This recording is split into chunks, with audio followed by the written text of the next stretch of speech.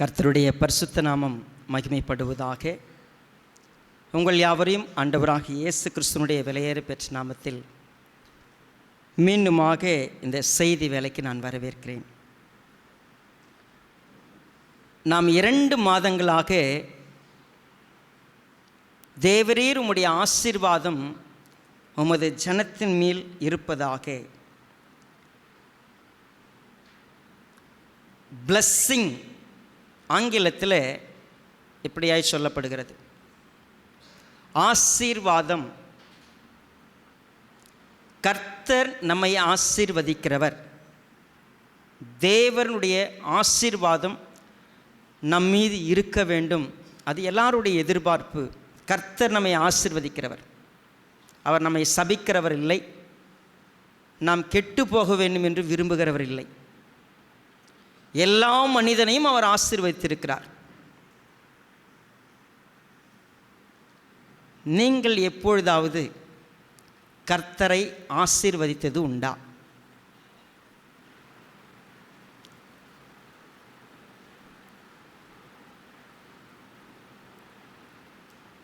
யோசித்து பாருங்களேன். ஆசீர்வாதம் எதற்கு? நம்ம நல்லா இருக்கணும், நம்ம சந்தோஷமாக இருக்கணும். நமக்கு ஆசீர்வாதம்னா எல்லா நன்மையும் இருக்க வேண்டியது, எல்லா சந்தோஷமும் இருக்கக்கூடிய ஒரு விஷயம். நீங்கள் என்றைக்காவது யோசித்தது உண்டா, நான் கர்த்தரை ஆசீர்வதிக்கிறேன் அப்படின்னு எப்பயாவது சொல்லியிருக்கீங்களா? என்ன பாஸ்டர், பெரியவங்க தான் சின்னவங்களை என்ன பண்ணணும்? ஆசீர்வதிக்கணும். கர்த்தர் தான் நம்ம ஆசீர்வதிக்கணும்.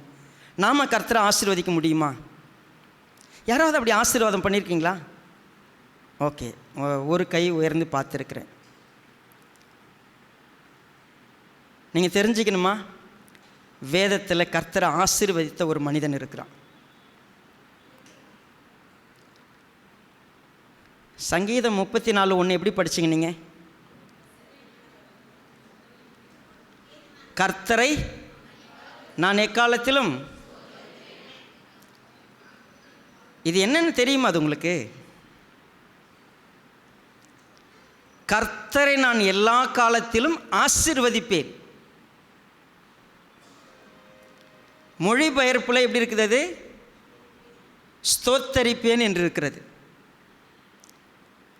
இந்த சங்கீதம் 34:22 வசனங்கள் இருக்கிறது. சங்கீதம் 34. இந்த 34 வசனங்களும்,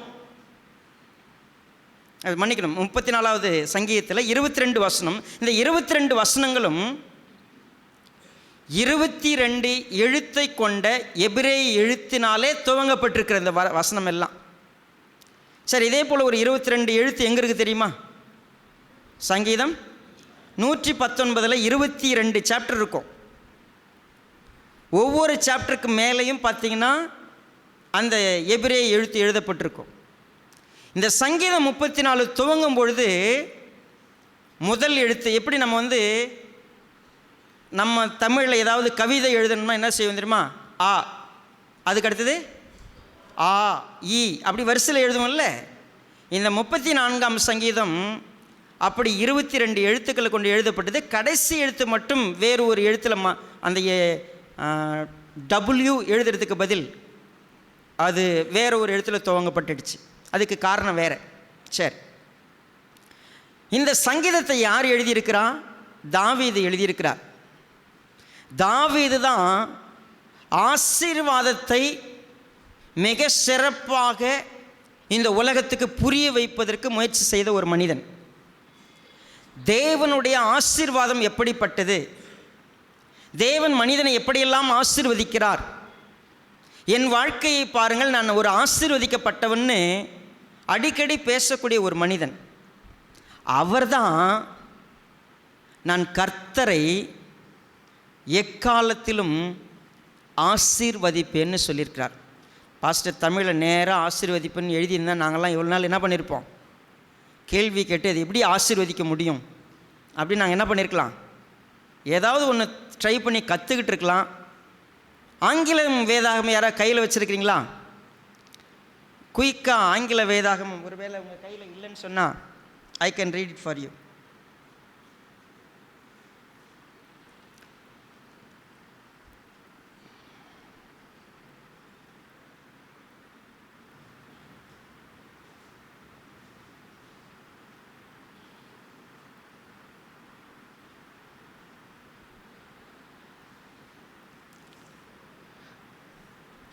I will bless the Lord at all times.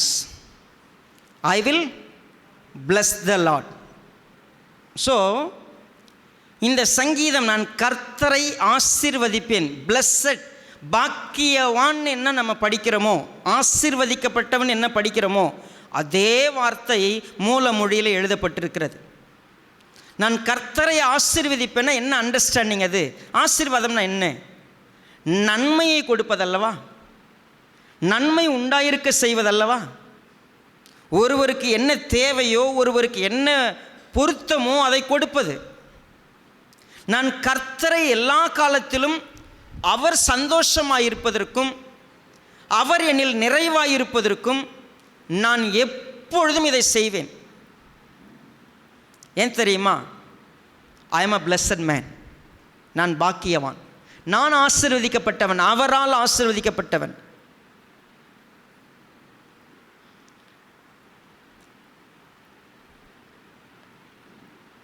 நல்லா யோசித்து பாருங்கள். நான் அடிக்கடி இந்த பீஸா கதையை சொல்கிறது வழக்கம். போய் 2 பீஸா ஆர்டர் பண்ணுறோம் மகளுக்காக. நல்ல சீஸ் போட்டு அதில் ஒருவேளை மஷ்ரூம் இல்லை ஏதோ நான்வெஜ் ஏதோ ஒன்று ஆர்டர் பண்ணிடுறோம். 2 பீஸா. எனக்கு பீஸானா பிடிக்காது. ஆமாம், உண்மை. எனக்கு அது ஒரு மாதிரி வளவளன்னு ஒரு மாதிரி இருக்கா, நமக்கு அது பார்த்தாவே பிடிக்கிறது இல்லை. Right, okay. 2 பீஸாவை வாங்கிட்டு என் மகன் உட்காந்துக்கிட்டு நல்லா சாப்பிட்டுக்கிட்டே இருக்கிறா. அவள் சாப்பிட்டுக்கிட்டே இருக்கிறத நான் பார்த்துக்கிட்டு இருக்கிறேன். அப்பா எவ்வளோ அன்பாக எவ்வளோ விலை கொடுத்து வாங்கி கொடுத்துருக்குறாரு. டாடி, சும்மா ஒரு வாய் சாப்பிட்டு பாருங்களேன்,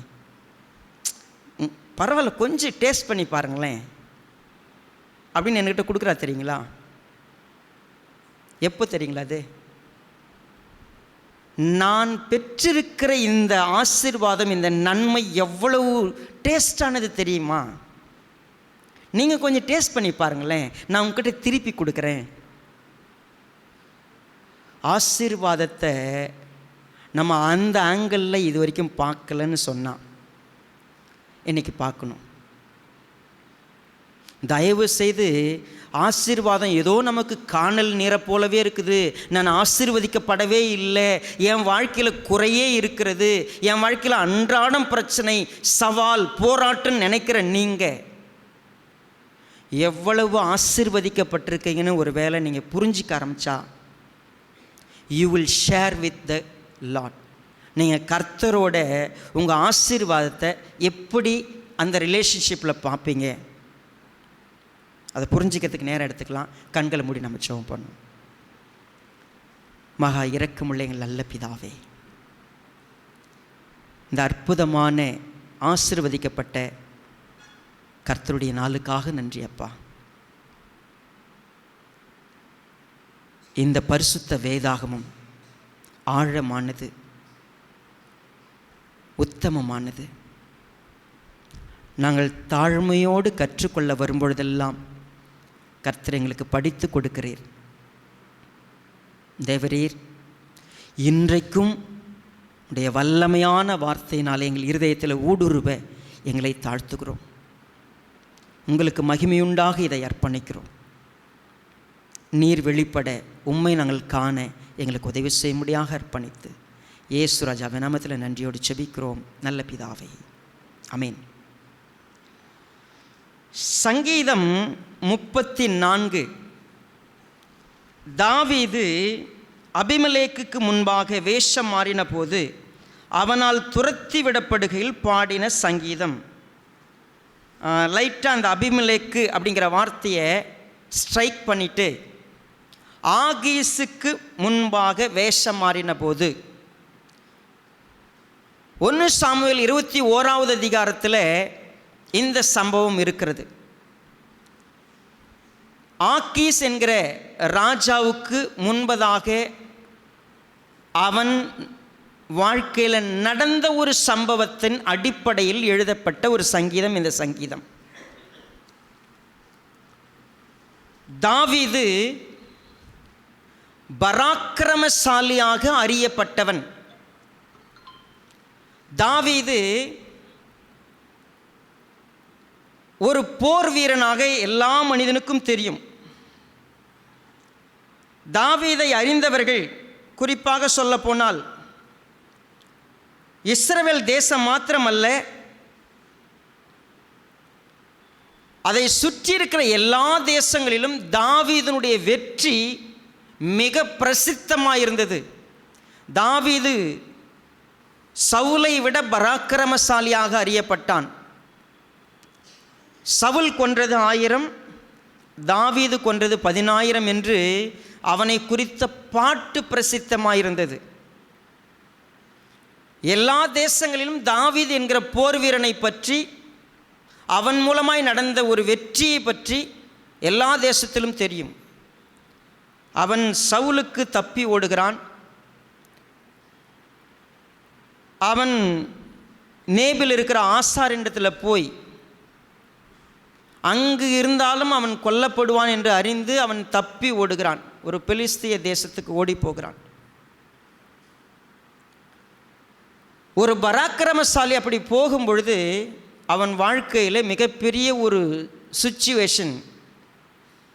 தன் உயிரை காத்து கொள்வதற்கு ஒரு பைத்தியம் பிடித்தவனைப் போல நடிக்க வேண்டும். ஓடிக்கொண்டே இருக்கிறான். அவனுக்கு ரெஸ்ட் இல்லை, அவனுக்கு நிம்மதி இல்லை, சாப்பாடு இல்லை, கூட இருக்கிற பராக்கிரமசாலிகள் இல்லை. எல்லாம் அந்தகாரமாய் தெரியும் பொழுது, எல்லாம் இருட்டாய் மாறிப்போன பின்பாடு அவன் பாடுகிற ஒரு பாடல்தான் இந்த பாடல். கர்த்தரை நான் எக்காலத்திலும் ஸ்தோத்தரிப்பேன். I will bless the Lord all time. எப்போ? நீங்கள் யோசித்து பாருங்க. சந்தோஷத்தில் அநேகர் பங்கெடுக்க முடியும். நீங்கள் சந்தோஷமாக இருந்தீங்கன்னா பங்கெடுப்பாங்க. நீங்கள் பிரியாணி சாப்பிடும்பொழுது பங்கு போட முடியும். உங்களுக்கு வலிக்கிறப்ப பங்கு போட முடியுமா? இந்த உலகத்தில் இருக்கிற அவ்வளவு பேரும் உங்களுக்கு கிடைக்கிற ஆசீர்வாதத்தில், வெற்றியில் பங்கெடுப்பாங்க. தோல்வியில் பங்கெடுப்பாங்களா? இழப்புகளில் பங்கெடுப்பார்களா?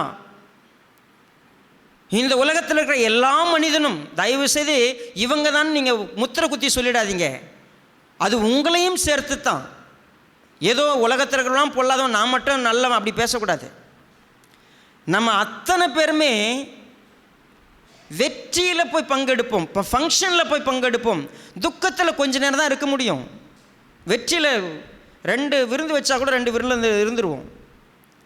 ஆனால் உண்மையாகவே இந்த சங்கீதக்காரன் ஒரு காரியத்தை தன் வாழ்க்கையில் கண்டுபிடித்திருந்தான்.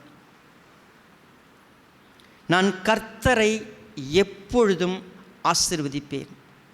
எப்படி ஆசீர்வதிப்பேன்? என் வாழ்க்கையில் எல்லா நிலைகளிலும் என் கூட இருக்கிற ஒருவரை நான் கண்டுபிடித்தேன். என்னை கைவிடாத ஒருவரை நான் கண்டுபிடித்தேன். என் வாழ்க்கையில் கன்சனாக இருக்கக்கூடியவர், மிக அக்கறையாக இருக்கக்கூடியவர், என் மீது அன்பாக இருக்கக்கூடியவர், என்னை எப்பொழுதும் என் மீது கண்ணோக்கமாக இருக்கிற ஒருவரை என் வாழ்க்கையில் நான் கண்டுபிடித்தேன். என் தேவனாகிய கர்த்தர் யார் தெரியுமா? நான் அவரை துதித்து கொண்டே இருப்பேன். என் வாயில் அவரை துதிக்கிற துதி எப்பொழுதும் இருக்கும். என் ஆத்துமா அவரை குறித்து மேன்மை பாராட்டும். தயவு செய்து நான் எவ்வளவு சந்தோஷமாக இருக்குன்னு தெரிஞ்சு என் கூட வாங்க. நாம் ஒருமித்து அவர் நாமத்தை உயர்த்துவோம். வாங்க, தயவு செய்து அவர் நம்ம எப்படி நான் கீர்த்தனம் பண்ணணும்னு சொல்கிறேன், எப்படி பாடணும்னு சொல்கிறேன். வாங்க, I want to share with you. நான் உங்ககிட்ட என்னுடைய வாழ்க்கையில் நான் எவ்வளவு ஆசீர்வாதமாக இருக்கிறேன், நீங்கள் எப்படி ஆசீர்வாதமாக இருக்கலாம், உங்களை ஆசீர்வதிக்கிற அந்த தேவன் யார், அவருடைய உண்மையான குணம் என்ன, நான் சொல்லித் தருகிறேன். வாருங்கள். முதல் 3 வசனம் இதுதான் நமக்கு சொல்லுகிறது. கர்த்தரை நான் எக்காலத்திலும் ஸ்தோத்தரிப்பேன், அவர் துதி எப்பொழுதும் என் வாயில் இருக்கும். கர்த்தருக்குள் என் ஆத்துமா மேன்மை பாராட்டும். சிறுமைப்பட்டவர்கள் அதை கேட்டு மகிழ்வார்கள். என்னோடு கூட கர்த்தரை மகிமைப்படுத்துங்கள். நாம் ஒருமித்து அவர் நாமத்தை யாருங்க அந்த சிறுமைப்பட்டவர்கள்? ஆங்கிலத்தில் த ஹம்பிள் என்று இருக்கிறது. ஹம்பிள் அப்படின்னு சொன்னால், என்னை போல உலகத்தில் நீங்கள் கஷ்டப்படுறீங்களா? நீங்கள் ரொம்ப சவாலில் இருக்கீங்களா? உங்களுக்கு பிரச்சனை இருக்குதா? நீங்கள் ஒடுக்கப்பட்டவர்களாக இருக்கிறீங்களா? கைவிடப்பட்டவங்களாக இருக்கிறீங்களா? தனிமையாக இருக்கிறீங்களா? உங்களை இந்த உலகம் கைவிட்டு இருக்கிறதா? நீங்கள் சோர்ந்து போய் இருக்கிறீர்களா?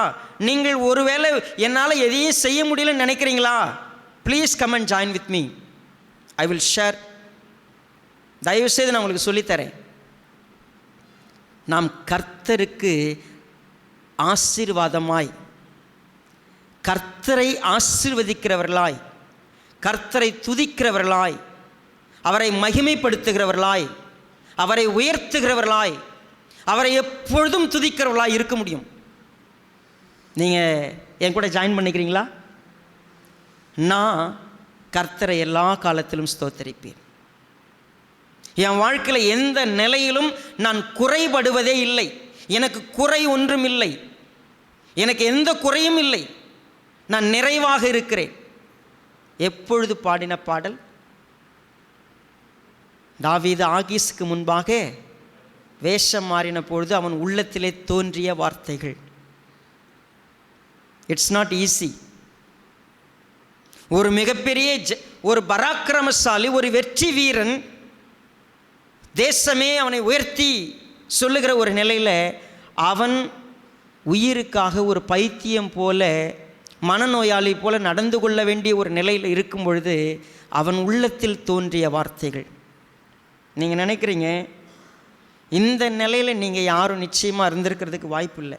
உங்கள் உயிரை காப்பாற்றிக்கிறதுக்காக நீங்கள் நடிக்கணும், நடித்து உயிரை காப்பாற்றணும், அப்படி இல்லை. இந்த சங்கீதக்காரன் தன் வாழ்க்கையில் ஒரு அற்புதமான லெசனை நமக்கு பாஸ் பண்ணி வச்சுட்டு போயிருக்கிறார். யாரெல்லாம் ஜாயின் பண்ணுவீங்களோ வாங்க. ஆசீர்வதிக்கப்பட்ட வாழ்க்கைன்னு என்னென்னு தெரியுமா? நாம் எப்படி கர்த்தருடைய அந்த ஆசீர்வாதத்தை அனுபவிக்கிறவர்களாய் அவருடைய உறவில் சந்தோஷப்பட முடியும்.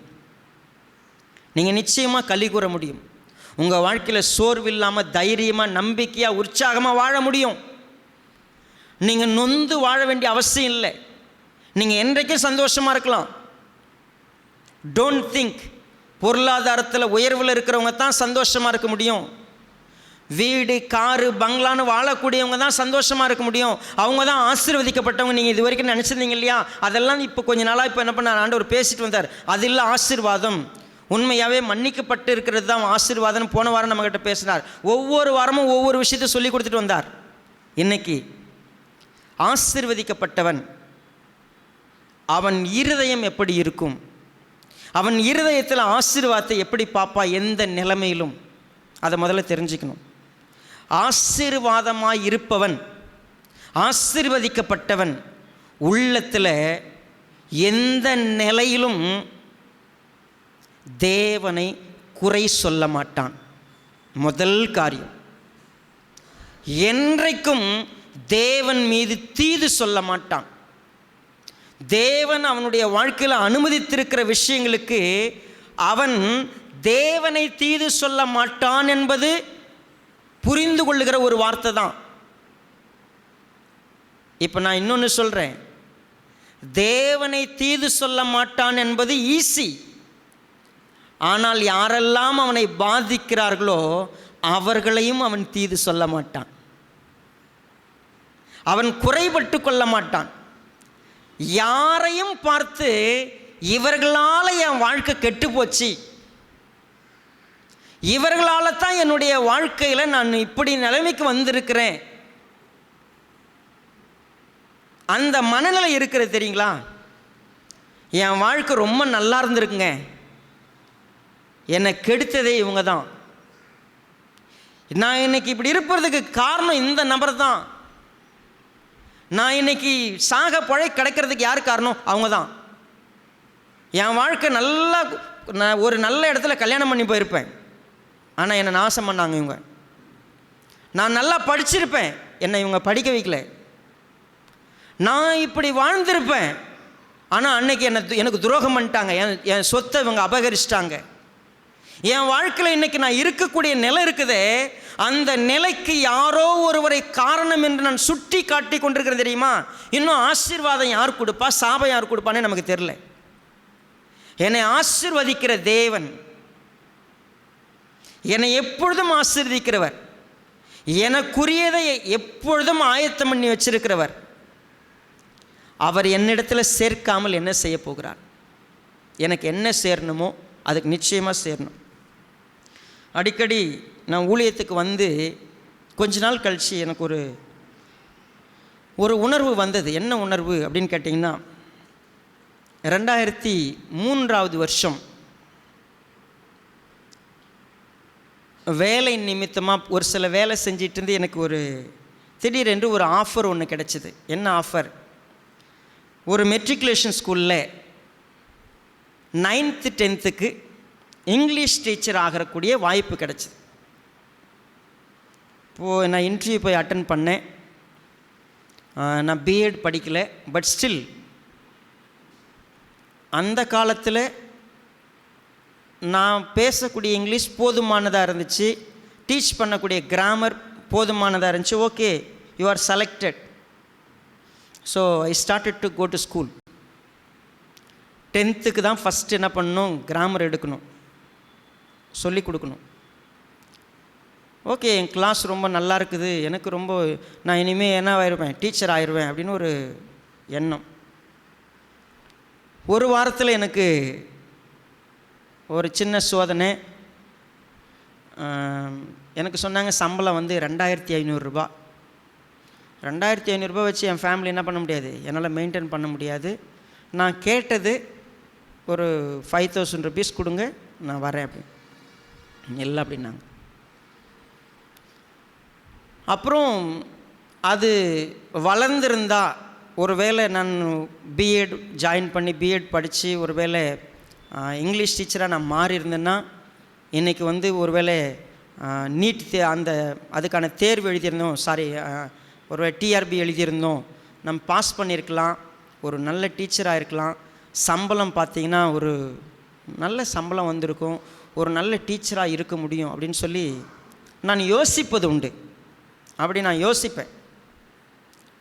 அந்த காலத்தில் அப்படி யோசிக்கிறப்போ எனக்கு ஒரு பாஸ்டராக எனக்கு வரக்கூடிய வருமானம் ரொம்ப குறைவாக இருக்கும், சவாலாக இருக்கும். ஒவ்வொரு மாதமும் நான் அதை எவ்வளோ கஷ்டப்பட்டு அப்படி போயிட்டுருக்கிறேன். அப்படி அந்த வாழ்க்கையில் இருக்கும்போது அப்படி ஒரு குறைவுபடுகிற ஒரு எண்ணம் எனக்கு வருவது உண்டு.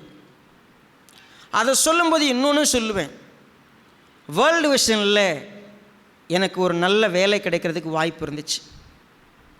அது ஒரு ஆளை பறிபோச்சு. ஏன்னா நான் வேர்ல்டு விஷன்லேயே படித்து வளர்ந்தவன். வேர்ல்டு விஷனில் வேலை செய்யக்கூடிய வேதாசாரை என்னை பார்க்கும்போதெல்லாம் அவருடைய சம்பளத்தை நான் கேட்பேன். நீங்கள் சிடிசியாக இருக்கிறீங்க, ஒருவேளை நான் ஜாயின் பண்ணியிருந்தால் இந்நேரம் மேனேஜர் லெவலில் இருந்திருக்கலாம், என் சம்பளம் எவ்வளோ இருந்திருக்கும், லட்சக்கணக்கில் இருந்திருக்கும். அப்படி கற்பனையெல்லாம் பண்ணி ரொம்ப நேரம் அப்படி பேசி குறைவுபட்டு கொள்ளுவேன். அப்படி வாழ்க்கை இருந்துச்சு. என்ன ஒரு வாழ்க்கை வாழ்ந்திருக்கலாம், எப்படி இருந்திருக்கலாம். ஆனால் இதை ஒரு மனுஷன் கெடுத்தான்னு தெரியுங்களா? ஒரு வாத்தியாராக ஒரு டீச்சராக, அதுவும் ஒரு 10th 12th இங்கிலீஷ் டீச்சராக இருக்கிறதா இருந்தால் இன்றைக்கி வந்து என்ன சம்பளம், எப்படி ஒரு ப்ரைவேட் ஸ்கூலாக இருந்தாலும் எப்படி இருந்திருக்கலாம், ஒரு கவர்மெண்ட் ஸ்கூலாக இருந்தால் எப்படி இருந்திருக்கலாம். இப்படி யோசிப்போம் தெரியுங்களா நம்ம. அதற்கு தடையாக வந்தவங்களாம் நமக்கு எப்பயுமே எதிரி போல் தெரிவாங்க. ஆனால் உங்களுக்கு தாவீது ஒரு பாடம் சொல்லி கொடுத்துருக்கிறார். என்னது அது?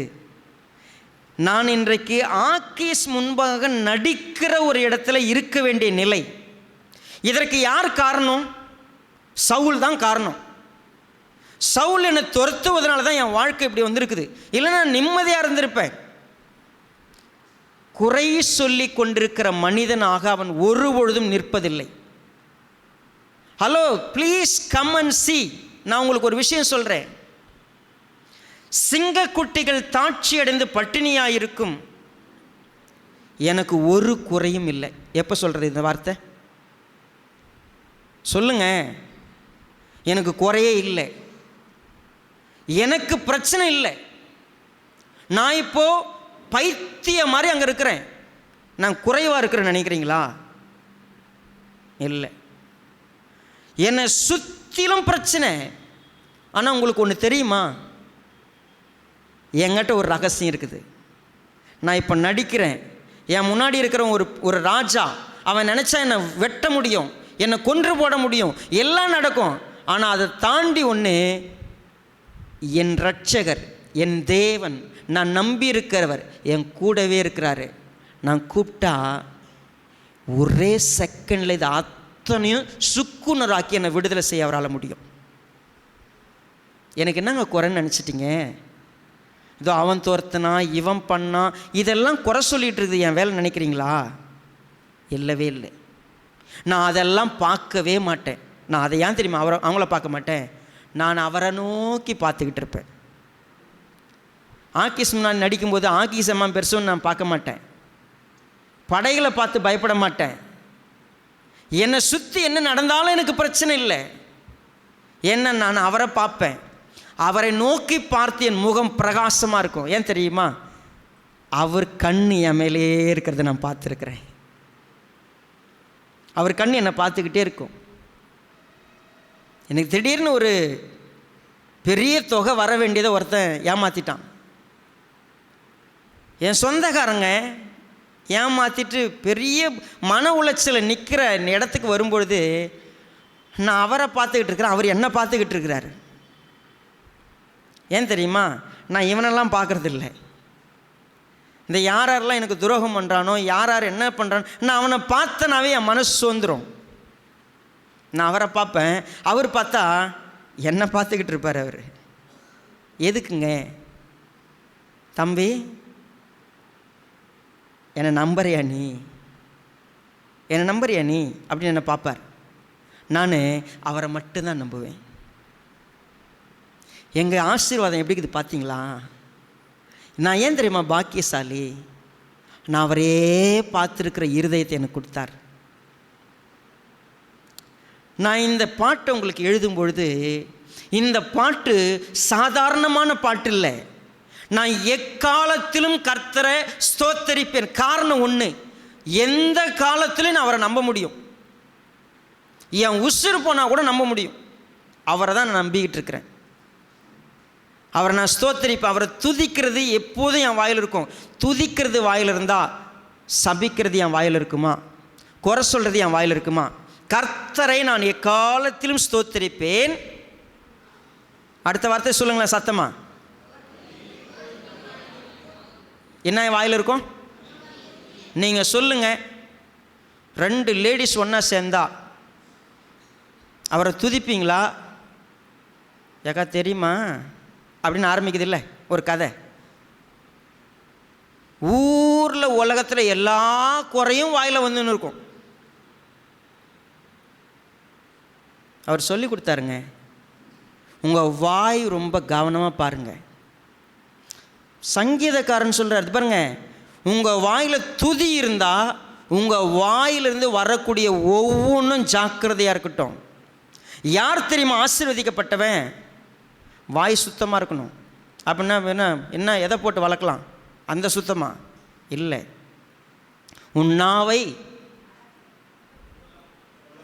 பொல்லாப்புக்கும் கபட்டு வசனிப்புக்கும் விலக்கி காத்துக்கோ. என்ன கபட்டு வசனிப்புனா என்ன? உண்மையாகவே நான் வாழ்க்கையில் பார்த்துருக்குறேன். கபட்டு வசனிப்புனா என்னன்னு சொல்லிடுறேன். ஒரு அம்மா 2 பசங்களை தேடி வந்துச்சு. 2 பசங்களும் வந்து ப்ரேயர் மீட்டிங்கில் உட்காந்துருக்குறாங்க. வேகமாக வந்து, சனின இங்கே வந்து உட்காந்துங்கிற, நான் எங்கே தேடுறது உன்னை அப்படின்னு திட்டிட்டேன். ஸ்தோத்திரம் பாஸ்டர் அப்படின்ச்சு. ஒரே நிமிஷம் நானும் சொல்லிட்டு வந்திருக்கலாம்ல பாஸ்டர், இது என்ன பண்ணிடுச்சு, இதை சொல்லாமல் கொள்ளாமல் வந்து உட்காந்துங்குது, நீங்கள் நடத்துங்க பாஸ்டர் வாடி அப்படின்னு எடுத்துகிட்டு போகுது. அது என்ன? உங்களுக்கு நல்லது நடந்தால் உங்கள் வாயிலேருந்து என்னென்ன வார்த்தைலாம் வரும். உங்களுக்கு குறைன்னு தெரிஞ்சுன்னா என்னென்னலாம் பேசுவீங்க. அது எது தெரியுமா? இருதயத்தின் நிறைவை வாய் பேசுது. உங்கள் இருதயம் என்னவோ அதுதான் உங்கள் வாய். நீங்கள் என்ன பேசுவீங்க, உங்கள் இருதயத்தில் இருக்கிறதான் பேசுவீங்க. அப்போ உங்கள் இருதயம் என்ன அப்படின்னு கேட்டிங்கன்னா, உங்களுக்கு லாபமாக இருந்தால் நல்லா பேசுவீங்க, உங்களுக்கு லாபம் இல்லைன்னா நீங்கள் தப்பாக பேசுவீங்க, அவ்வளோதான். உங்களுக்கு யாருன்னா பணம் கொடுத்தீங்கன்னா ஹீன்னு சிரிக்கும். பணத்தை கண்டா பணமோ வாய் திறக்கிற மாதிரி அப்படின்னு. அப்போ ஒரு பிரச்சனைனா அடுத்து போய் பின்னால் நீ பேசக்கூடியதெல்லாம் என்ன தெரியுமா? தாவீது அப்படி கிடையாது. இன்றைக்கி என் வாழ்க்கையில் இவன் மட்டும் இல்லை, என் வாழ்க்கை எங்கே வந்துருக்குன்னு நினைக்கிற தெரியுமா? கடைசி வரைக்கும் சொல்கிறேன், கர்த்தர் உன்னை ஆசீர்வதிக்கிறத உன்னால் பார்க்கவே முடியாது. ஏன் தெரியுமா? கர்த்தர் தான் என்னுடைய சகலவற்றுக்கும் ஊற்றும் காரணமாக இருக்கிறார். அப்போது என் வாழ்க்கையில் இன்றைக்கு நடந்து கொண்டிருக்கிற சகலமும் என்னை முழுமையாக்குற ஒரு இடத்துக்கு என்னை கொண்டு போயிட்டுருக்கிறார். நான் கவலையே பட தேவையில்லை. எனக்கு என்ன நஷ்டம் வந்தாலும், யார் போனாலும், யார் வந்தாலும், அது எல்லாம் என்ன ஆசீர்வாதமோ நஷ்டமோ அல்ல. என் ஆத்துமா எப்படியா இருக்கிறது? கர்த்தர் உறவில் நான் ஆசீர்வதிக்கப்பட்டவன். அவர் என்னை ஆசீர்வதிக்கிறார். இன்றைக்கு என்னை அனுமதித்திருப்பது கூட சரியான பாதையில் கர்த்தர் நடத்திக்கிட்டு இருக்கிறார். நான் உண்மையான நான் அவரை நம்புவேனா, நான் அவரையே பார்ப்பேனா, நான் அவரை கூப்பிடுவேனான்னு நான் கற்றுக்கொள்கிறதுக்கு தான் இப்போ என்ன அதை அனுமதிச்சிருக்கிறாரு. ஆனால் நான் நினைக்கிறேன், கர்த்தர் என்னை ஆசீர்வதிக்கலை, கர்த்தர் எனக்கு இதை கொடுக்கல, கர்த்தர் என்னை இப்படி நடத்தலை. ஹலோ, உன்னை இப்போ எங்கே உட்கார வச்சிருக்கிறாரோ, என்னவா நீ இருக்கிறியோ, எங்கே என்ன நிலைமையில் இருக்கிறியோ, you are a blessed person. மறந்துடாதீங்க, நீங்கள் ஆசீர்வதிக்கப்பட்டவங்க. ஆனால் நீங்கள் தான் என்ன தெரியுமா செய்றீங்க? கர்த்தரை துதிப்பதற்கும் ஆசீர்வதிப்பதற்கும் இது வரைக்கும் கற்றுக்கவே இல்லை. கர்த்தாவே ஸ்தோத்திரம், இன்றைக்கி இது நடந்திருக்குது, உங்களுக்கு ஸ்தோத்திரம். நீங்கள் உண்மையாகவே சரியாக செய்வீங்க. நான் குறை சொல்ல மாட்டேன், உங்களையும் குறை சொல்ல மாட்டேன், என்னை சுற்றி இருக்கிற எதை பற்றியும் நான் குறை சொல்ல மாட்டேன். ஏன்னா நான் உங்களை மட்டும்தான் பார்ப்பேன். உங்களை பார்க்குறப்போ சங்கீதக்காரர் ஒரு ஐடியா சொல்லி கொடுத்தாரு. கர்த்தரை பார்க்குறீங்கள, நீங்கள் மற்றவங்கள பார்க்காதீங்க, உங்களை கொஞ்சம் உத்து பார்த்தீங்கன்னா போதும். உங்களை கொஞ்சம் அசஸ் பண்ணுங்க. நீங்கள் கர்த்தர் நல்லவன் ருசி பார்க்கணுமா? கர்த்தர் உங்களுக்கு உங்கள் வச்சிருக்கிற ஆசீர்வாதத்தை நீங்கள் பார்க்கணுமா? அது உங்ககிட்ட சேர்றதுக்கு தடையா இவன் வருவான், அவன் வருவான், அவன் செய்வான், இவன் செய்வான். ஐயோ, தயவு செய்து மனுஷங்களை பார்க்காதீங்க, சூழ்நிலையை பார்க்காதீங்க, இந்த உலகத்தில் நடக்கிறத பார்க்காதீங்க. கர்த்தருடைய ஆசீர்வாதம் உங்கள் மேலே பரிபூர்ணமாக இருக்கணுமா? நான் என் வாழ்க்கையை பற்றி சொல்கிறேன், என் டெஸ்ட் பண்ணி சொல்கிறேன், கொஞ்சம் கேட்குறீங்களா? கர்த்தர் என்னை எப்பொழுதும் ஆசீர்வதிச்சிருக்கிறார். அவர் எனக்கு குறை வச்சதில்லை. நான் என்றைக்கும் எதையும் தப்பாக பார்த்ததில்லை, குறையாக பார்த்ததில்லை. ஏன் தெரியுமா? நான் என் கூட நீங்கள் வந்து நான் சொல்கிறத கொஞ்சம் கேளுங்க. உங்கள் வாழ்க்கையில் நீங்கள் இதுக்கு மேலே எந்த நிலைமையிலையும் குறை சொல்ல மாட்டீங்க, எந்த விஷயத்தை பற்றியும் குறை சொல்ல மாட்டீங்க. உங்களுக்கு குறை சொல்கிறதே வராது. நிறைவாக இருப்பீங்க, சந்தோஷமாக இருப்பீங்க, எந்த நிலைமையிலும் மரணமையாக இருப்பீங்க, எக்காலத்திலும் கர்த்தரை ஸ்தோத்தரிப்பீங்க, எப்பொழுதும் கர்த்தரை நீங்கள் ஆசீர்வதிப்பீங்க. வாங்க 4வது வசனம் பாருங்கள். நான் கர்த்தரை தேடினேன். உங்கள் பைபிளில் அந்த வார்த்தை இருக்குதா? 4வது வசனத்தில் நான் எல்லா ஜென்ஸும் ஒரு நிமிஷம் 4வது வசனத்தை சத்தமாக ஒரு முறை அந்த முதல் பதத்தை வாசிக்கலாமா? நான் உண்மையாவா?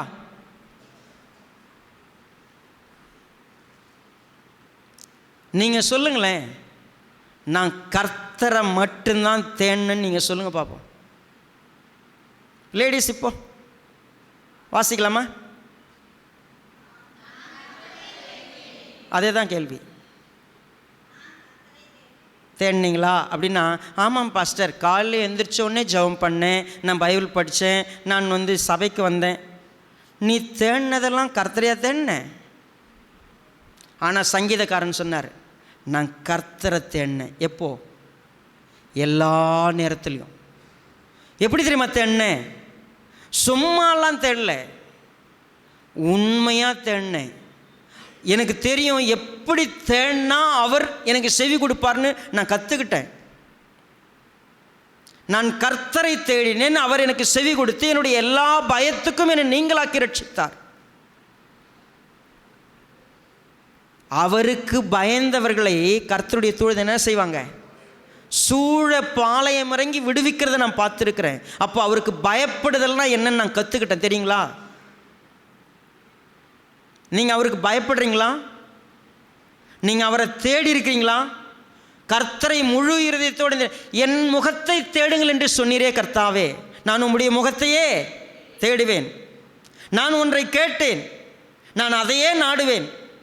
கர்த்தருடைய ஆலயத்தில் அவருடைய வசனத்தை தேடி கற்றுக்கிறத நான் விரும்புவேன். சும்மா அட்டெண்டன்ஸ் போட மாட்டேன். நான் அவரை தேடுவேன், அவர் முகத்தை தேடுவேன். அவர் முகம் எப்படி இருக்குது? 40 வருஷ பயணம்.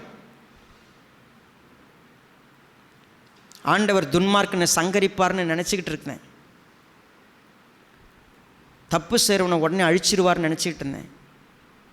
திடீர்னு பார்த்தா மன்னிக்கிறார், திடீர்னு பார்த்தா கோவப்படுறாரு. எனக்கு ஒன்றும் புரியல. ஆண்டவரே, ஒரு நிமிஷம் நில்லுங்க, இதுக்கு மேலே நான் போகணுன்னா நான் உங்களை பார்க்கணும். 40 வருஷம் நடந்து வந்துட்டாங்க. நடந்து வந்தவன், கர்த்தாவே நான் உங்கள் முகத்தை பார்க்கணும். ஏன் தெரியுமா? உங்களை நான் இன்னும் புரிஞ்சிக்கல. நான் உங்களை தெரிஞ்சுக்கணும், உங்கள் முகத்தை தெரிஞ்சுக்கணும், உங்கள் குணத்தை தெரிஞ்சுக்கணும், நீங்கள் யாருன்னு நான் பார்க்கணும். நீங்கள் கர்த்தர் அதுக்காக தேடி இருக்கீங்களா? கர்த்தர் யார், அவர் குணம் என்ன, அவருடைய மனம் என்ன, அவர் எப்படிப்பட்டவருங்கிற அந்த உன்னதமான உறவை தேடி நம்ம வாஞ்சித்திருக்கிறோமா? தினமும் என் வாழ்க்கையில் நான் தேடுறதெல்லாம், என் உயிரை எப்படி காப்பாற்றுவார், எனக்கு எப்படி சோறு போடுவார், எனக்கு எப்படி அடுத்தது பதவி உயர்வு கொடுப்பாரு, எனக்கு வருமானம் எப்படி பெருகும், என் குடும்பத்தில் எல்லாம் ஆரோக்கியம் எப்படி இருக்கும். நான் தேடுறதெல்லாம் இதுதான்.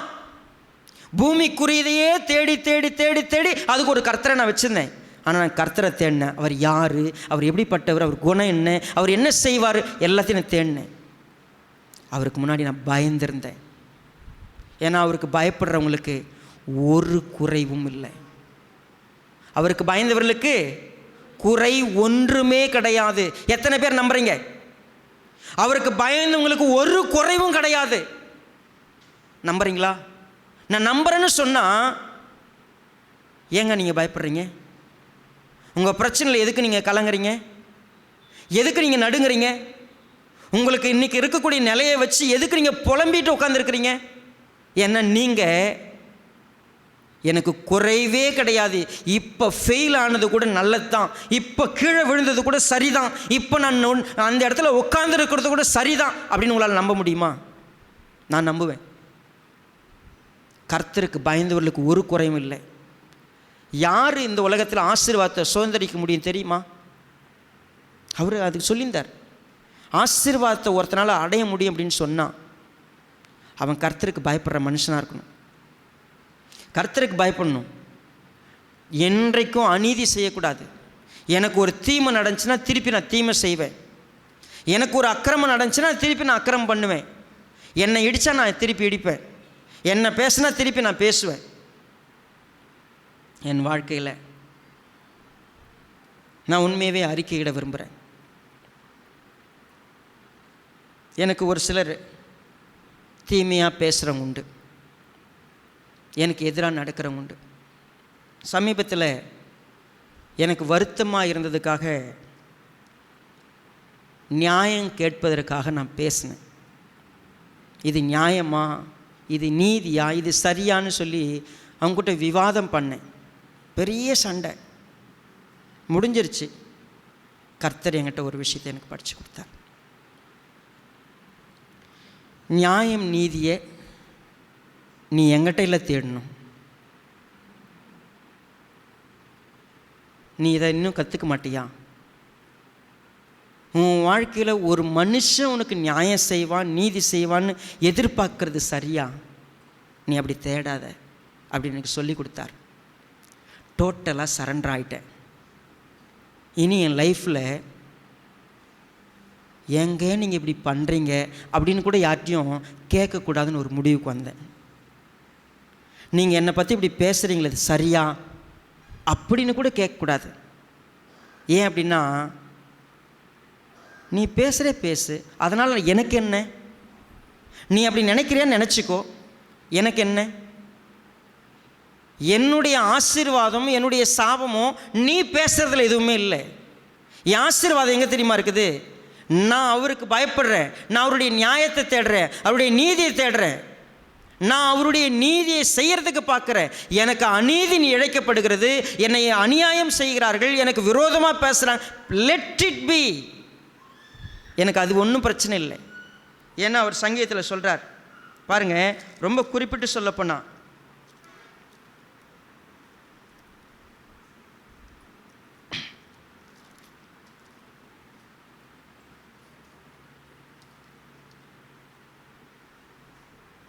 குறிப்பாக 14வது வசனம், தீமையை விட்டு விலகி நன்மை செய், சமாதானத்தை தேடி அதை தொடர்ந்து கொள். அதுக்கு முன்னாடி நம்ம ஏற்கனவே வாயை பற்றி படிச்சிட்டோம். உன் நாவை பொல்லாப்புக்கும் உன் உதடுகளை கபட்டு வசனிப்புக்கும் விலக்கி காத்துக்கொள். ஒருவேளை நீ கர்த்தரால் ஆசீர்வதிக்கப்பட்ட மனுஷனாக இருக்கணுமா, தீமை உங்கள்கிட்டருந்து புறப்பட வேண்டாம், அநியாயம் உங்கள்கிட்டருந்து புறப்பட வேண்டாம், நீதிமானா நீ இருக்கணுமா, நீ தெளிவாயிரு. நீ நோக்கி பார்க்க வேண்டியது தேவனை மட்டும்தான். உன் முகம் அவரை மட்டும்தான் பார்க்கணும். இதை பார். என் அருமையான தேவனுடைய பிள்ளைய, சங்கீதக்காரனாகிய தாவீது நெருக்கப்பட்ட எல்லா காலத்திலையும் கர்த்தரை மட்டும் பார்த்தான். யாரை பற்றியும் அவன் குறை சொல்ல, யாருக்கு விரோதமாகவும் அவன் வாயை திறந்து இவங்க அப்படி இவங்க அப்படின்னு பொதுவாகவே அவன் பேசினான்னா ஒரு விஷயத்தை சொல்லுவான், கர்த்தாவே துன்மார்க்கிற நீங்கள் சங்கரிப்பீங்க, விரோதமாக எழும்புறவங்கள சங்கரிப்பீங்க. நான் ஒரு இடத்துல பேசுவேன், கர்த்தர்கிட்ட மட்டும் பேசுவேன், வேறு யார்ட்டையும் என்ன பண்ண மாட்டேன் தெரியுமா? என் ஃப்ரெண்டுக்கிட்ட, என் சகோதரங்கிட்ட, என் குடும்பத்தில் இருக்கிறவங்கிட்ட எனக்கு என்ன பண்ணாங்க தெரியுமா, எனக்கு என்ன சொன்னாங்க தெரியுமா, எனக்கு அவங்க எவ்வளோ துரோகம் பண்ணாங்க தெரியுங்களா, அப்படிலாம் பேச மாட்டேன். ஏன் தெரியுமா? இன்றைக்கு நான் இருக்கக்கூடிய நிலைமைக்கு இவர்கள் எல்லாரும் காரணம்னா அவங்க தாங்க எனக்கு கடவுள். என்னை உயர்த்தினதுக்கு ஒருத்தங்க காரணம்னா நான் இன்றைக்கி நல்லா இருக்கிறதுக்கு காரணம் இவங்க தான், அவங்க தான் என் கடவுள் அப்படின்னு கொஞ்சம் பேர் நினைக்கிறாங்கல்ல. நான் இன்றைக்கி கெட்டு போனதுக்கு யார் காரணம்? இவங்க தான் காரணம். அப்போ அவங்க தான் கடவுள். உங்கள் தேவன் அப்படிப்பட்டவர் இல்லை, உங்கள் ரட்சகர் அப்படிப்பட்டவர் இல்லை. மனுஷன் உங்களை ஒன்றும் செய்ய முடியாது. தேவன் மட்டுமே உங்களுடைய அத்தனைக்கும் காரணமாக இருக்க போகிறார். அப்போ இன்றைக்கி என்ன அப்படி அனுமதிச்சிருக்கிறான்னா நான் என்ன சொல்ல போகிறேன்? சந்தோஷமாக நன்றி சொல்ல போகிறேன், துதிக்க போகிறேன், மகிமைப்படுத்த போகிறேன், உயர்த்த போகிறேன். நான் மேன்மை பாராட்டுவேன். கர்த்தருக்குள் என் ஆத்துமா மேன்மை பாராட்டும். நான் சந்தோஷப்படுவேன். நான் எப்படி இருப்பேன்னா நிறைவாக இருப்பேன். நான் குறை சொல்ல மாட்டேன். ரைட், இது ஃபஸ்ட்டு பார்ட். ரெண்டாவது பார்ட் இருக்குது. நான் நிறைவாக இருந்தாலும் ஒன்றும் குறை சொல்லுவதில்லை. தேவன் எல்லாவற்றையும் எனக்கு கொடுக்குறத நான் புரிஞ்சுக்கிறேன். நான் இனிமேல் தீமையை பற்றி நான் எதையும் எடுத்துக்க போகிறதில்லை. எல்லாம் எது வேணும் நடக்கட்டும், குறை சொல்ல மாட்டேன். இது முதல் பார்ட். இரண்டாவது ஒன்று இருக்கிறது. என் வாழ்க்கையில் நான் எப்பொழுதும் ஆசீர்வதிக்கப்பட்டவனுங்கிறதுக்கு ரொம்ப அழகான உறவு இதுதாங்க. நான் கர்த்தரை தேடினேன், அவர் எனக்கு செவி கொடுத்தாரு, நான் அவரை பார்த்துக்கிட்டு இருந்தேன், நான் வேறு எதையும் பார்த்ததில்லை, அதனால் எனக்கு குறை இல்லைன்னு சொல்லிட்டு வந்தேன்ல. அடுத்து ரொம்ப முக்கியமாக அவர் சொல்லக்கூடிய காரணம் இதுதான்.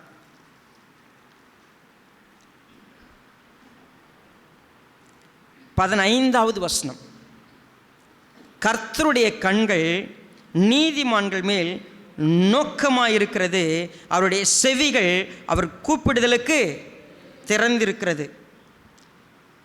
நான் வாழ்க்கையில் நான் இன்றைக்கு என்னுடைய பாக்கியத்தை நான் பார்க்கறது எல்லாமே, நான் அவரை தேடினேன், நான் அவரை எதிர்பார்த்தேன்.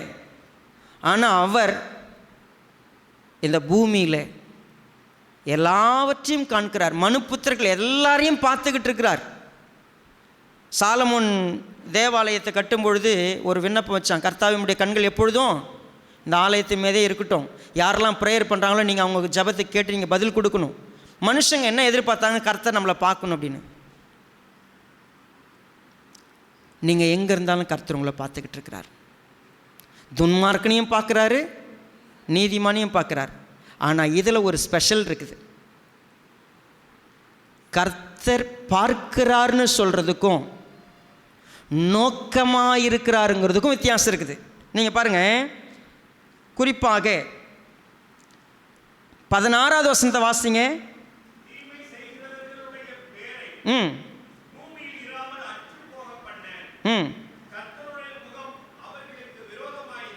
அது முகம் விரோதமாக இருக்குதுன்னா என்ன அர்த்தம்? கண்ணு நோக்கமாக இருக்குதுன்னா என்ன அர்த்தம்? பாருங்கள், இதுக்கும் அதுக்கும் எவ்வளோ வித்தியாசம் இருக்குதுன்னு கவனிச்சு பாருங்கள். நான் ரெண்டாவது ஒரு விஷயத்தை என் வாழ்க்கையில் நான் பார்க்குறேன்னா, கர்த்தருடைய முகம் என் மீது நோக்கமாக இருக்கிறது.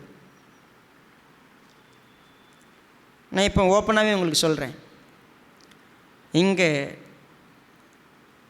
100க்கும் மேற்பட்டவங்க இருக்கிறோம். உறவு நல்லா இருந்துச்சுன்னா நேராக என்னை பார்ப்பீங்க. என் ஸ்பிரிட்டோட உங்கள் ஸ்பிரிட் ஒத்து போச்சுன்னா உங்கள் தலை என்றைக்கும் திரும்பாது. உங்கள் முகம் என்னை நேருக்கு நேராக பார்க்கும், என் கண்ணை பார்க்கும். நீங்கள் என்னை பார்க்கலனாவே, என்னை பார்ப்பதை தவிர்க்கிறீங்கனாவே, உங்களை பார்க்கறத நான் தவிர்க்கிறேனாவே, அங்கே என்ன இல்லை? ரிலேஷன்ஷிப் இல்லை. உங்களுக்கு என் மேலே குறை, எனக்கு உங்கள் மேலே குறை. நம்ம நேருக்கு நேராக பார்த்துக்க மாட்டோம். அப்படியே நேருக்கு நேராக பார்த்தா கூட மனசுக்குள்ள விரோதம் இருக்கும். கர்த்தருடைய கண்கள் பூமி எங்கும் உலாவுகிறது, எல்லாரையும் பார்க்குறாரு. ஆனால் அவருடைய முகம் ஒருத்தனுக்கு விரோதமாகுது, ஒருத்த மேலே நோக்கமாக இருக்குது. என்ன அர்த்தம்? என் மகன் ஸ்கூல் டீமில் போயிட்டு ஒரு ப்ரோக்ராம் பர்ஃபார்ம் பண்ணுறான். இங்கே சர்ச்சில் நம்ம குழந்தைங்க எல்லாமே முன்னாடி வந்து ஒரு டான்ஸ் ஆடுறாங்க. என் முகம் என்ன தெரியுமா செய்யும்? என் பிள்ளை எப்படி ஆடுதுன்னு என் முகம் அதே வீடியோ வேறு எடுப்பேன். நான் அதை தனியாக ஃபோக்கஸ் பண்ணுவேன். ஏன்? I love to see him. இப்போ யோசித்து பாருங்கள், பைத்தியக்கார மாதிரி வாயில் நுரைய தள்ளிக்கிட்டு நடிச்சுக்கிட்டு அங்கே உட்காந்துருக்கிறான். கர்த்தருடைய கண்கள் என் மீது நோக்கமாக இருக்கிறது. என் மேலே விரோதம் இல்லை அவருக்கு. எனக்கு அவருக்கு தீமை செய்வாரா? என் அண்டர்ஸ்டாண்டிங்கில் ரொம்ப முக்கியம். அவருடைய கண் எப்பொழுதும் என்னை பார்த்துக்கிட்டு இருக்குது. நான் இப்போது ஒன்று குறை சொல்லுவதில்லைங்கிறது ஒரு பக்கம். இன்னொரு பக்கம் நான் என்னுடைய நம்பிக்கையில் உறுதியாக இருக்கிறேன். என்னை அவர் பார்த்துக்கிட்டே இருக்கிறாரு. என்னுடைய வாழ்க்கையில் ஒரு விஷயம் கூட தப்பாது. அதனால் நான் ரொம்ப தைரியமாக சொல்ல முடியும், என்னை அவர் என் நோக்கமாக இருக்கிறார். நோக்கனா ஜஸ்ட் லுக் இல்லை, சி இல்லை. நான் வெறும் சும்மா அப்படி பார்த்துட்டு அப்படி திரும்பலை, சும்மா கவனிச்சுக்கிட்டு இருக்கிறதில்ல, பேசிக்கிட்டே நான் பார்த்துக்கிட்டு இருக்கிறதில்ல. ஒரு சில நம்ம பேசும்போது கேட்குற மாதிரி நம்ம ஃபோன் நோண்டிகிட்டு இருப்போம்ல, அப்போ பாதி கேட்பாங்க பாதி கேட்காது இருப்பாங்க. ஆனால் கர்த்தர் அப்படி இல்லை. கர்த்தர் எப்படி தெரியுங்களா? நோக்கமாக பார்க்குறார், அசையாமல் பார்க்குறார், ஒன்றை கூட பிசிறு தட்டாமல் பார்க்குறார். அப்போ கர்த்தர் என்னை அப்படி பார்த்துக்கிட்டு இருக்கிறார், என் நிலைமையை பார்த்துக்கிட்டு இருக்கிறார். நான் குறை சொல்லுவதில்லைங்கிறது முதல். ரெண்டாவது, என் ஆத்துமாவில் நான் ஒரு தெளிவை பெற்றிருக்கிறேன். என் வாழ்க்கையின் சகல நிலையிலும் அவர் என்னை நோக்கி கொண்டிருக்கிறார், என்னை உற்று பார்க்கிறார். நீங்கள் கவனித்து பாருங்கள் அப்படின்றது தான் வார்த்தை. கன்சிடர், ப்ளீஸ் உற்று நோக்குங்கள், கவனித்து பாருங்கள்னு சொல்கிறல. தேவன் நம்மை கவனித்து பார்த்து கொண்டிருக்கிறார். எனக்கு நடக்கக்கூடிய எல்லாம் அவருக்கு தெரியும். எனக்கு யார் யார் என்னென்ன செய்கிறாங்க அத்தனையும் அவருக்கு தெரியும். நான் சரியாக நிற்கிறேங்க, நான் அவருக்கு பயந்து நிற்கிறேன், நான் அவரை தேடி இருக்கிறேன், நான் சரியாக இருக்கிறேன். நான் அவரை மட்டும்தான் தேடினேன், நான் அவருக்கு பயந்துருந்தேன், வேறு எதுவும் என்கிட்ட இல்லை. இப்போ அவருடைய கண் என் மேலே நோக்கமாக இருக்குது. எனக்கு கிடைச்ச ஆசீர்வாதம் அது. தேவனுடைய பிள்ளைகளை, நீங்கள் இன்றைக்கி உட்கார்ந்துருக்கிற நிலை, உங்கள் மனசு இருக்கிற நிலை, உங்களுடைய முகத்தை அவர் பார்த்துக்கிட்டு இருக்கிறார், உங்களுடைய உள்ளத்தை அவர் பார்த்துக்கிட்டு இருக்கிறார், உங்களுடைய நிலையை முழுமையாக அறிஞ்சிருக்கிறார். So I have a confident, தெளிவான ஒரு கான்ஃபிடென்ட் எனக்கு வரட்டும்.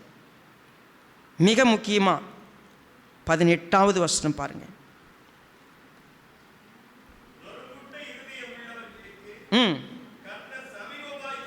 மூன்றாவது ஒரு வார்த்தை, இஸ் நியர் டு யூ. சமீபம்னா உன் கூட இருக்கிறாரு. நீங்கள் கூப்பிடும்போது கேட்கறது மட்டும் இல்லை, உங்களுடைய எல்லா பிரச்சனையும் விடுதலை செய்கிறதுன்றத ஜென்ரலாக சொல்கிறதுக்கு பதில் ஸ்பெசிஃபிக்காக ஒரு விஷயம் சொல்கிறாரு, அவர் உன்னோடு கூட இருக்கிறார்.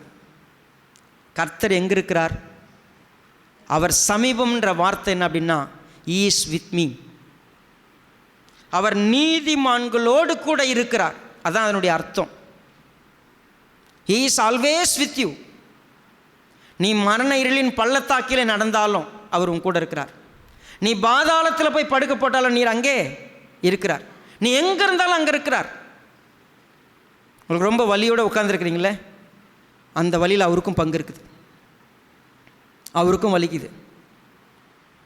நீங்கள் எந்த நிலைமையில் இருந்தாலும் he will taste that. அவர் ருசி பார்க்கிறார். ஆண்டவராகிய இயேசு கிறிஸ்து எதை ருசி பார்த்தார்னு வசனம் சொல்லுது? சத்தமாக சொல்லாமா? மரணத்தை ருசி பார்த்தார். யாருக்காக? நமக்காக. மரணத்தையே டேஸ்ட் பண்ணி பார்த்துட்டார். அப்படின்னா என்ன? அனுபவிச்சிட்டாரு. உங்கள் ஏமாற்றம் அவருக்கு உண்டு, உங்கள் தோல்வி அவருக்கு உண்டு, நீங்கள் என்னெல்லாம் அனுபவிக்கிறீங்களோ அத்தனையும் அவருக்கும் உண்டு. அதனால தான் இவர் சொன்னார், கர்த்தர் உங்கள் கூட இருக்கிறார்னு நீங்கள் டேஸ்ட் பண்ணியிருக்கீங்களா? கர்த்தர் உங்களை விடுதலை செய்கிறார்னு நீங்கள் டேஸ்ட் பண்ணியிருக்கீங்களா? கர்த்தர் உங்கள் மேலே நோக்கமாக இருக்கிறாருன்னு நீங்கள் டேஸ்ட் பண்ணியிருக்கீங்களா? கர்த்தரால் நன்மை தான் செய்ய முடியும் நீங்கள் டேஸ்ட் பண்ணியிருக்கீங்களா? கர்த்தர் நல்லவர் என்பதை ருசித்து பாருங்கள். அவர் மேல் நம்பிக்கையாயிருக்கிற மனுஷன் யார்? ஆசீர்வதிக்கப்பட்டவன். யார் ஆசீர்வதிக்கப்பட்டவன்? அவர் மேலே நம்பிக்கையாயிருக்கிறவன். ஒரு இடம் 2 இடம் இல்லைங்க, என் கூட நீங்கள் 2-3 இடத்துக்கு பயணப்பட்டு படிங்களேன். சங்கீதம் 40 4வது வசனத்தை யாராவது ஒருத்தர் வாசிக்கலாம்.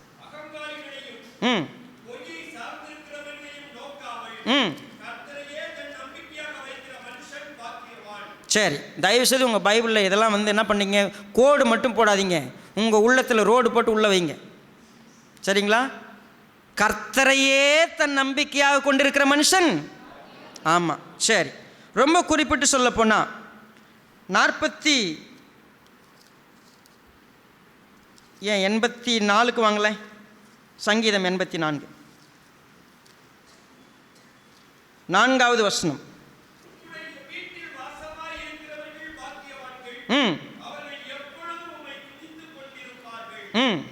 அடுத்த வசனமும், உம்மிலே பலன் கொள்ளுகிற மனுஷனும். பாருங்க, யார் பாக்கியவான்? உம்மை நம்பக்கூடியவர்கள். அதனால தான் மாம்சமானதை தன் புயபலமாக்காமல் கர்த்தரையே நம்பி இருக்கிற மனுஷன் சேம். உம்மிலே பலன் கொள்ளுகிற மனுஷன், உம்மையே சார்ந்திருக்கிற ஒரு மனுஷன், அவன் பாக்கியவான். சரி, 12வது வசனம். அதிலே சேனைகளின் கர்த்தாவே, உம்மை நம்பி இருக்கிற மனுஷன் பாக்கியவான். சரி, சங்கீதம் 94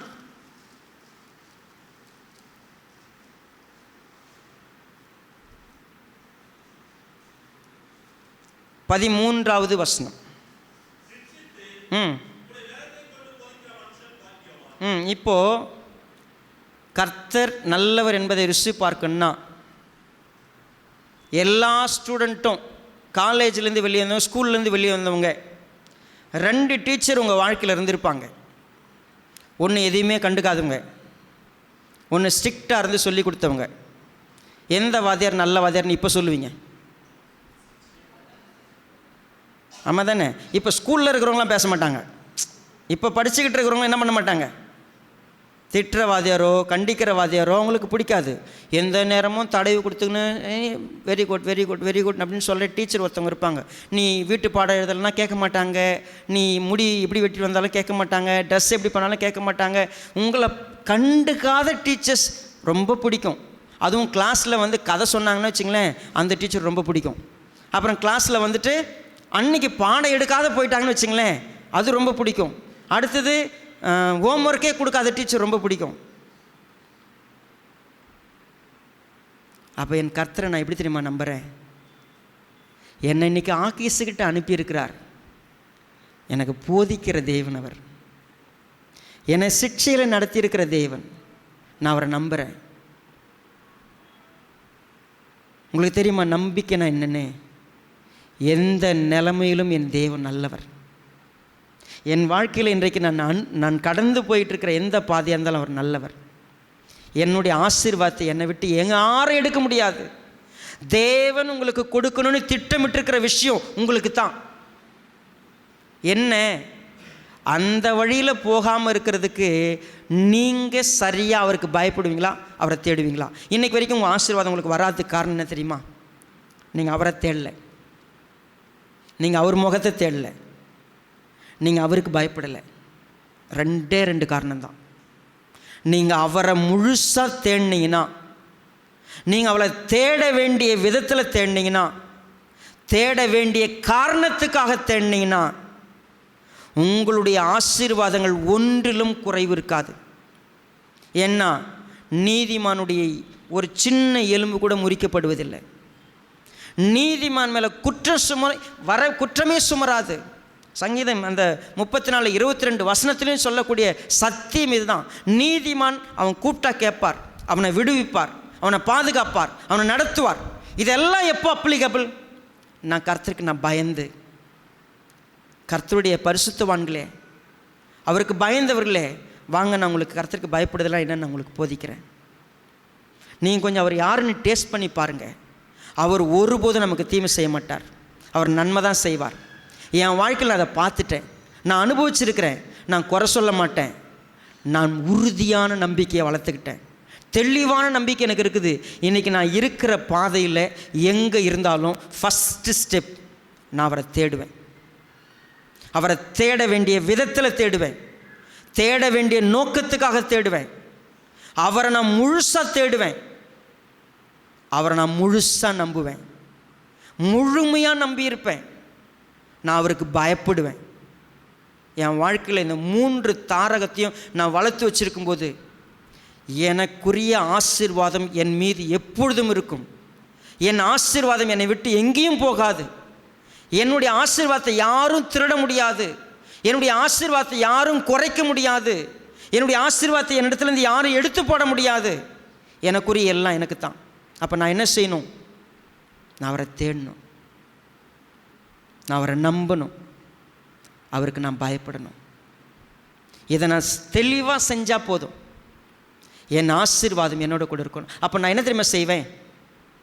நான் சரியாக தேடினா, நான் சரியாக நம்பினா, நான் சரியாக பயந்து வாழ்ந்தா, நான் என்றைக்கும் துதித்து கொண்டே இருப்பேன். என்றைக்கும் கர்த்தர்கிட்ட டேஸ்ட் பண்ணி பாருங்க அப்படின்னு அவர்கிட்ட கொடுத்துருவேன். நான் என்றைக்கும் ஆசீர்வாதத்தை அவர்கிட்ட ஷேர் பண்ணிக்கிட்டே இருப்பேன். I will plus the Lord. நான் அவரை ஸ்தோத்தரிப்பேன், நான் அவரை துதிப்பேன், அவரை உயர்த்துவேன், அவரை மகிமைப்படுத்துவேன். நான் என்றைக்கும் மேன்மை பாராட்டுவேன். என் வாழ்க்கையில் அது எப்பயும் இருக்கும். என் வாழ்க்கையில் ஒரு நாளும் நான் ஆசீர்வதிக்கப்படலை, எனக்கு இது இல்லை அது இல்லைன்னு புலம்பி திரிய மாட்டேன். ஹலோ, தாவீது பேசியிருக்கிறார், கர்த்தர் பேசியிருக்கிறார். உங்கள் வாழ்க்கையில் இனிமேல் எங்கேயாவது உங்களுக்கு பிரச்சனைன்னு சொல்லி நீங்கள் புலம்புறதையோ கலங்கிறதையோ குழப்பமாக இருக்கிறதையோ சோர்ந்து போகிறதையோ நீங்கள் உங்கள் வாழ்க்கையில் வச்சுருப்பீங்க. அதை நம்ம பார்ப்போன்னா நீங்கள் கர்த்தருடைய வார்த்தைக்கு செவி கொடுக்கலன்னு அர்த்தம், அதை முழுசாக நம்பலைன்னு அர்த்தம். ஏன் சங்கீதத்தை நமக்கு வச்சுருக்கிறாரு? ஏன் தாவீதை வச்சுருக்கிறாரு? தாவீதை பார்த்து பார்த்து பார்த்து படின்னு சொன்னார். என்னத்துக்கு? அதே போல் நம்ம வாழ்க்கையிலையும் பிரச்சனை இருக்கும். நம்ம ஆசீர்வாதத்தை யாரோ திருடிட்டது போல் நம்ம யோசிப்போம். நம்ம இன்றைக்கி நல்லா இல்லாததுக்கு காரணம் யாரோன்னு நினைப்போம். இல்லவே இல்லை. நீங்கள் உங்கள் ஆசீர்வாதத்தை தேவன்ட்டு தான் வாங்கணும். அது உங்களுக்கு கொடுக்கறதுக்கு அவர் ரெடி. ஆனால் அதை வாங்கிறதுக்கான தகுதி 3 விஷயம் இருக்கணும்.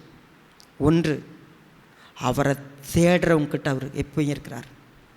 அவரை முழுசாக நம்புகிறவங்ககிட்ட இருக்கிறார். அவருக்கு பயப்படுறவங்க. இது தாவீதுகிட்ட தெளிவாக இருந்துச்சு. அவன் வாழ்க்கையில் இத்தனை வருஷம் 16-15 வருஷம் அலைஞ்சி திரிஞ்சு நின்னான். அவனுக்கு கொடுக்கப்பட்டது போல் யாருக்கும் இல்லை. தேவனுடைய பிள்ளையே, நான் மறுபடியும் உங்களுக்கு சொல்கிறேன், என் வாழ்க்கையில் ஒருவேளை நான் படித்த படிப்பு, எனக்கு இருக்கிற லாங்குவேஜ், நான் வளர்த்து கொண்ட திறமை, இவைகளை வைத்து நான் சோர்ந்து போகும்போதெல்லாம் யோசித்த ஒரு காரியம், நான் இன்றைக்கி எங்கேயோ இருக்க வேண்டியவன், என் வாழ்க்கை அப்படின்னு நினச்சிக்கிட்டு இருந்தேன்.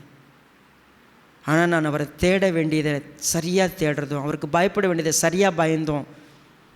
என்னுடைய வாழ்க்கையில் நான் அவரை நம்புறதில் உறுதியாக இருந்ததுனுடைய விளைவு எனக்கு ஒரு விஷயத்தை புரிய வச்சார். இந்த உலகத்திலேயே உயர்வான ஒரு இடத்துல என்னை வச்சிருக்கிறார். என்ன தெரியுமா? இந்த வேதத்தை போதிக்கிறதுக்கு எனக்கு குறிப்புகள் தேவையில்லை. இந்த வேதத்தை நீ பேசுகிறதுக்கு நான் பாக்கியம் பெற்றிருக்கிறேன். என் மூலமாக அவர் பேசுகிறார், என்கிட்ட பேசுகிறார், உங்ககிட்ட பேசுகிறார் அப்படிங்கிறது உண்மை. அதை நீங்கள் எத்தனை பேர் எடுத்துப்பீங்க எனக்கு தெரியாது. ஆனால் என்கிட்ட பேசுகிறார். இந்த செய்தியில் என்கிட்ட பேசுகிறார். எப்போ இந்த வேதத்துக்கிட்ட நான் கிட்ட வந்தாலும், நான் அவரை தேடினாலும் அவர் எனக்கு செவி கொடுக்கிறார், என்கிட்ட பேசிக்கிட்டு இருக்கிறார். அதை நான் பெற்றுக்கிட்டேன். இந்த வசனம், இந்த சத்திய வசனம் போதுங்க. இன்றைக்கி என்னை தெருவில் விட்டுட்டேன்னா கூட நான் நிச்சயமாக வாழ்வேன்.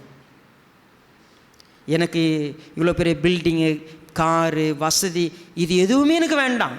அதை தேடி உண்மையாகவே நான் வாழலை. நான் வாழ்கிறதெல்லாம் இந்த வசனம் எனக்கு போதும். எங்கேயாவது ஒரு திண்ணையில் படுத்துட்டு போயிடுவேன். எங்கேயாவது எங்கேயோ ஒரு இடத்துல கூழ் வாங்கி குடிச்சிட்டு போயிடுவேன்.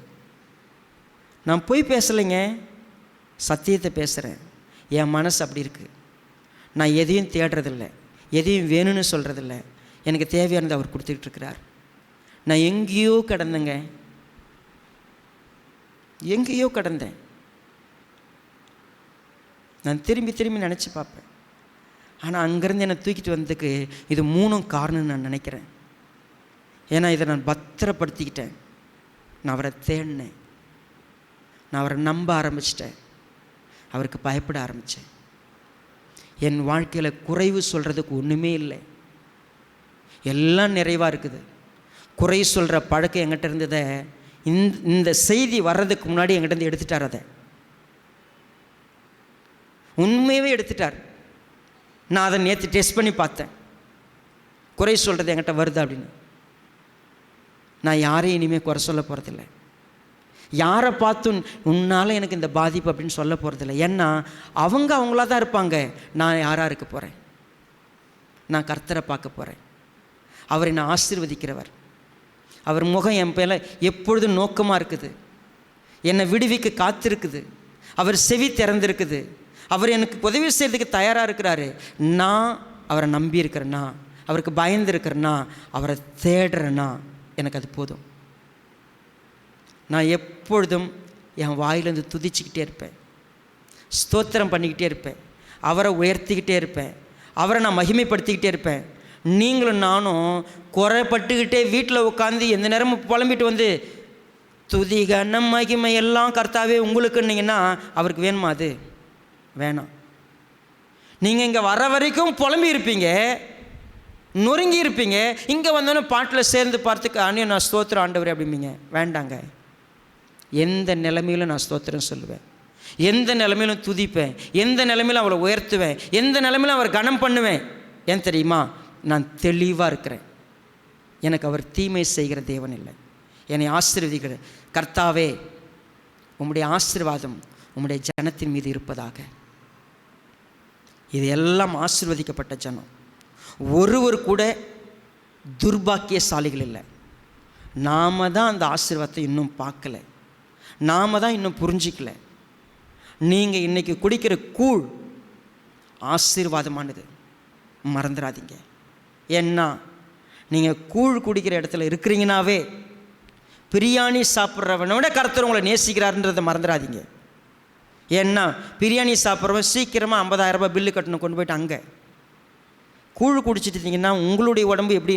உங்களை கர்த்தர் பாதுகாத்துருக்கிறாரு, உங்களை நடத்துகிற வேண்டிய விடத்தை தான் நடத்திக்கிட்டு இருக்கிறாரு. ஒருபோதும் மறந்துடாதீங்க, கர்த்தர் உங்களை ஆசீர்வதிச்சிருக்கிறார். உங்களுக்கு இன்றைக்கி ஒரு தீமை நடந்திருக்குது, நன்றி சொல்லுங்கள், ஸ்தோத்திரம் சொல்லுங்கள். கர்த்தாவே உங்களுடைய முகம் எங்களை பார்த்துக்கிட்டு இருக்குது, நீங்கள் நோக்கமாக இருக்கிறீங்க, உங்களுடைய கண் என்ன பார்க்குது, உங்கள் காது நான் பேசுறதை கேட்குது, எனக்கு அது போதும், நான் புலம்பவே மாட்டேன். இதுவும் நன்மை தான். சொல்லிக்கிட்டே இருங்க, துதிச்சிக்கிட்டே இருங்க. இனி லைஃப்பில் மரிக்கிற வரைக்கும் தேவனையும் குறை சொல்லாதீங்க, யாரையும் குறை சொல்லாதீங்க. குறை உங்ககிட்ட இருந்தால் சரி பண்ணிக்கங்க. என் வாய் இனிமேல் எப்படி பேசும்? என் நாவு கர்த்தரை துதிக்கும், என் நாவு கர்த்தரை மேன்மை பாராட்டும், என் நாவு கர்த்தரை உயர்த்தும். என் நாவிலே நான் சோர்ந்து போய் குழம்பி புலம்பி யாரை பார்த்தும் நான் குறை சொல்ல மாட்டேன். பாஸ்டர் நீங்கள் கொடுத்தா இந்த சர்ச்சு சரியில்லை, அந்த சர்ச்சு சரியில்லைன்னு குறையா சொல்லிட்டு, ஐயோ அந்த குறையே சொல்லிங்க. தப்பு செஞ்சால் அது தப்புன்னு சொல்கிறோம், அதை சொல்லலைன்னா சத்தியத்துக்கு விரோதமாக நடக்கிறத பற்றி பேசலைன்னா அப்புறம் நான் ஊழியக்காரனே இல்லை. தயவுசெய்து கன்ஃபியூஸ்லாம் ஆகிடாதீங்க. எனக்கு நேரிடக்கூடிய தீமை யாரால் ஏற்பட்டாலும் அவங்கள பற்றி நான் என்ன பண்ண மாட்டேன், குறை சொல்ல மாட்டேன். கன்ஃபியூஸ் ஆகிடக்கூடாது, சரிங்களா? ஜெபம் பண்ணலாமா?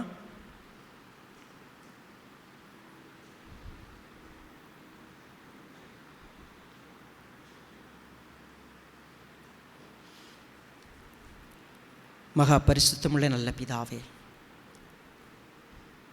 நீர் மகத்துவமான தேவன், ஆசீர்வதிக்கிற தேவன். நாங்களுமே ஆசீர்வதிக்க எல்லா பாக்கியத்தையும் நாங்கள் பெற்றிருக்கிறோம். உம்மை ஸ்தோத்தரிக்க, துதிக்க, உயர்த்த, கனம் பண்ண, மகிமைப்படுத்த, அதுதான் எங்கள் வாழ்க்கையாக இருந்திருக்கணும். ஆனால் குறை சொல்லிக்கிட்டே, புலம்பிக்கிட்டே, தவிச்சிக்கிட்டே எங்கள் வாழ்க்கையை நாங்கள் வீணாக கழிச்சிட்டோம். எது நடந்தாலும் எங்களுக்கு யார் மீதாவது கோபம் வந்துடும், யாரை பற்றியாவது குறை சொல்லிகிட்டே வாழணும். ஆனால் நாங்கள் எவ்வளோ பாக்கியத்தையே தப்பாக புரிஞ்சு வச்சுருக்குறோம். நீங்கள் எங்களை பார்க்குறீங்க, எங்கள் நிலையை பார்க்குறீங்க, எங்களுக்கு யார் என்ன செஞ்சாலும் நீங்கள் அங்கே இருக்கிறீங்க, நீங்கள் நடத்துகிறீங்க. எங்களை நாங்கள் போகிற இடத்துல நாங்கள் எதை கற்றுக்கணும், நாங்கள் யாராக இருக்கணும், அதை தான் நீங்கள் எங்களை எதிர்பார்க்குறீங்க. ஒருத்தவங்க எங்களை இடிக்கும் போதோ, ஒருத்தவங்க எங்களை பேசும்போதோ, ஒருத்தவங்க எங்களுக்கு சிறுமைப்படுத்தும் போதோ நாங்கள் உங்களை தான் பார்த்துருக்கணும், உங்களை நோக்கி இருக்கணும். ஆனால் இவங்க கூட மாம்சத்தோடு கூட யுத்தம் பண்ணிக்கிட்டு பேசிக்கிட்டு, எனக்கு இந்த நிலைமைக்கு காரணமே இந்த ஆண்டவர் தான் உங்கள் மேலே வேறு குறை சொல்லிட்டு உட்காந்துருப்பேன். ஏன் தான் கர்த்தர் அமைதியாக இருக்கிறாரு தெரிலன்னு வேறு சொல்லி உட்காந்துருப்பேன். அப்போ நான் எப்படி ஆசீர்வாதத்தை பார்ப்பேன்? எவ்வளோ மனரம்மியமாக நான் இருந்திருக்கணும். தப்பாக வளர்ந்துட்டோம். இன்றைக்கி எங்கள் பாவத்தை எடுத்து போடுங்க, மன்னிச்சிருங்கப்பா. இனி யாரையும் நாங்கள் குறை சொல்லக்கூடாது, யாரையும் தீது சொல்லக்கூடாது. தீமையை விட்டு விலகி நான் நன்மை செய்யணும், சமாதானத்தை தேடி அதை தொடர்ந்துக்கணும். என் நாவை பொல்லாப்புக்கும் என் உதவியில் கபட்டு வசனிப்புக்கும் நான் விலக்கி காத்துக்கணும். கர்த்தாவே, நீங்கள் நல்லவர்னு என் வாழ்க்கையில் முழுசாக அனுபவிக்க உதவி செய்யுங்க. நீங்கள் நல்லவர் தான், ஒருபோதும் தீமை என் வாழ்க்கையில் உங்களால் கிடைக்காது. நீங்கள் எனக்கு தீமை செய்ய மாட்டீங்க. நான் உங்களை தேடணும், நான் உங்களை நம்பணும், உங்களுக்கு பயப்படணும். நிச்சயம் என் வாழ்க்கையில் என் ஆசீர்வாதம் என்னோடு கூட தங்கியிருக்கும். இதை உறுதியாக நான் பற்றி கொண்டு வாழ உதவி செய்யுங்க. இந்த வார்த்தையை கேட்ட ஒவ்வொரு பிள்ளைகளையும் இந்த சத்தியத்தினாலே உறுதியாய் நிரப்பும்படியாய் ஒப்பு கொடுக்குறோம். வழிநடத்துங்க, ஆசீர்வதிங்க. இயேசு ராஜாவை நாமத்தில் நன்றியோடு ஒப்பு கொடுத்து ஜெபிக்கிறோம் நல்ல பிதாவே, ஆமென். இயேசுவின் பின்னால்